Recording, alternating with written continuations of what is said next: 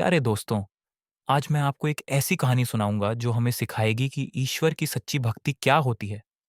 यह कहानी धन दौलत के अभिमान और सच्ची मानवता के बीच के अंतर को बहुत ही सुंदर ढंग से समझाती है।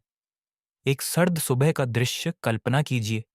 एक शहर के सबसे प्रसिद्ध और विशाल शिव मंदिर की संगमरमर की सीढ़ियों का।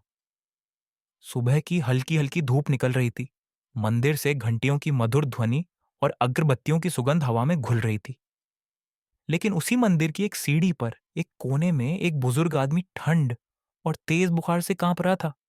उसके कपड़े फटे हुए थे, चेहरा कमजोरी से पीला पड़ चुका था और आंखें 2 दिनों की भूख प्यास से अंदर धंस गई थीं। वह हर आने जाने वाले को एक क्षीण सी आशा के साथ देखता कि शायद कोई उसे खाने के लिए कुछ दे दे। सेठ जी का आगमन तभी मंदिर के सामने एक बहुत ही लंबी, महंगी और चमकदार विदेशी कार आकर रुकी। उस कार का दरवाजा खुला और उसमें से शहर के सबसे अमीर सेठ और उनकी पत्नी सेठानी जी उतरी। उनके रेशमी वस्त्र और कीमती आभूषण सूरज की रोशनी में चमक रहे थे। उनके चेहरे पर धन और पद का अभिमान साफ झलक रहा था। यह दृश्य किसी राजा महाराजा के आगमन से कम नहीं था। उनके पीछे पीछे उनके 5 नौकरों की एक कतार थी, जिनके हाथ सजे हुए थालों से भरे थे। पहला नौकर, उसके हाथ में ताजे और सबसे महंगे फलों से भरा एक सुंदर थाल था, जिसमें सेब, अनार और अंगूर के गुच्छे सजे थे। दूसरा नौकर, उसने रंग बिरंगे और सुगंधित फूलों की एक बड़ी टोकरी पकड़ी हुई थी। तीसरा नौकर, उसकी थाली में सोने चांदी के आभूषण, हीरे और जवाहरात चमक रहे थे, जो भगवान को अर्पित किए जाने थे। चौथा नौकर, उसने पंडित जी को दान देने के लिए मलमल के 3 जोड़ी मुलायम धोती कुर्ता पकड़े हुए थे।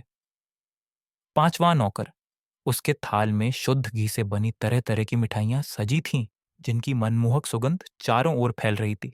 एक भूखे की पुकार मंदिर के मुख्य पंडित जी ने जैसे ही सेठ जी की गाड़ी देखी, वह दौड़कर उनके स्वागत के लिए बाहर आ गए। उन्होंने हाथ जोड़कर कहा, आइए, आइए सेठ जी, आज तो स्वयं महादेव के मंदिर में कुबेर पधारे हैं। आपके आने से हम धन्य हो गए।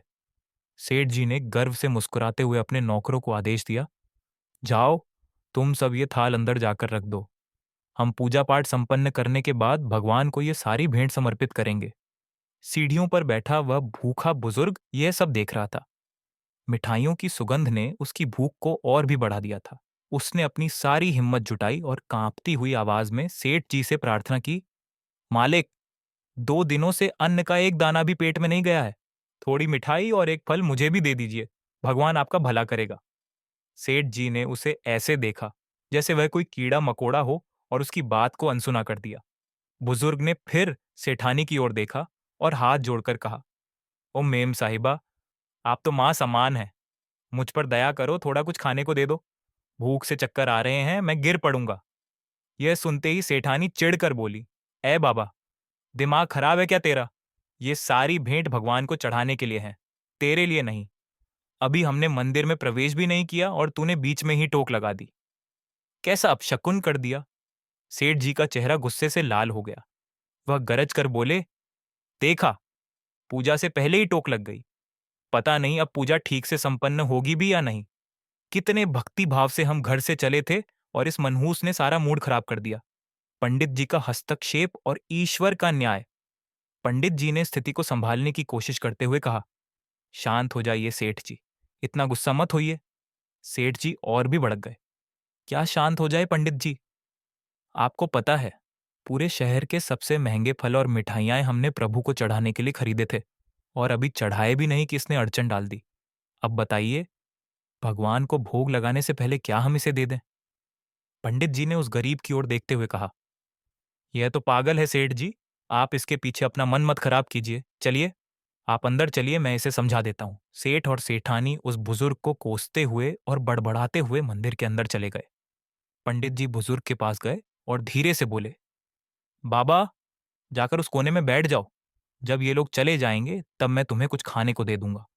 बुजुर्ग की आंखों से आंसू बह निकले। वह अपमान का घूंट पीकर लड़खड़ाते हुए एक कोने में जाकर बैठ गया। अंदर सेठ जी ने पूजा शुरू की। जैसे ही उन्होंने आरती करने के लिए सोने का थाल उठाया, वह उनके हाथ से छिटककर जोर से नीचे गिर गया। सब हैरान रह गए।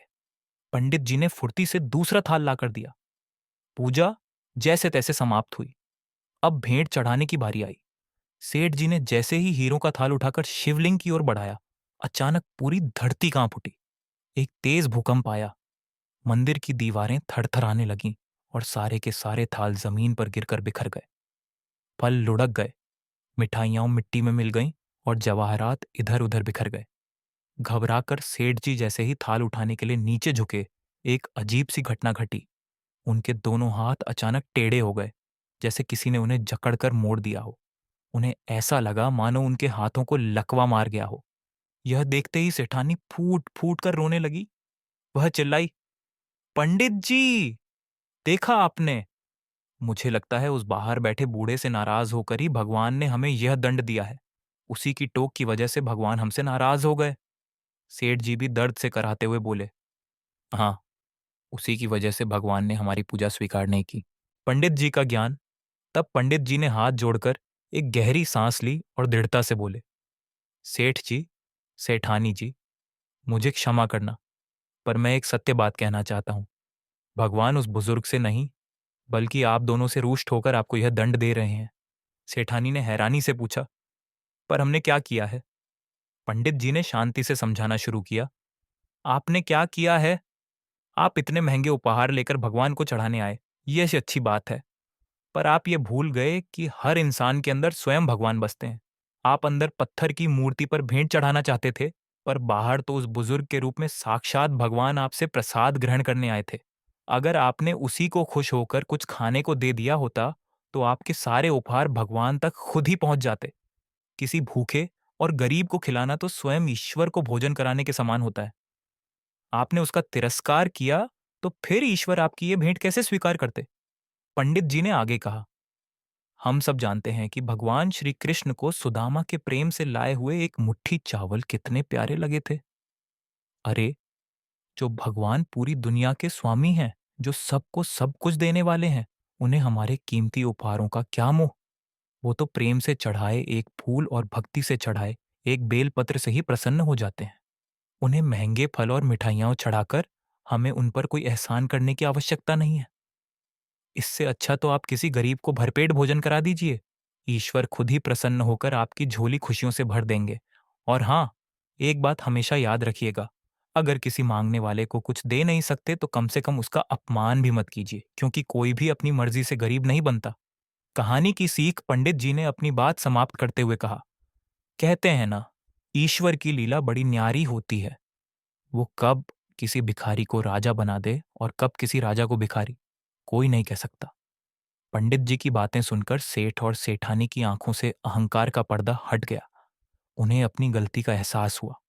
उन्होंने उस बुजुर्ग से माफी मांगी और उस दिन से उन्होंने यह प्रण लिया कि मंदिर में भेंट चढ़ाने से पहले वे हमेशा किसी जरूरतमंद की सेवा करेंगे।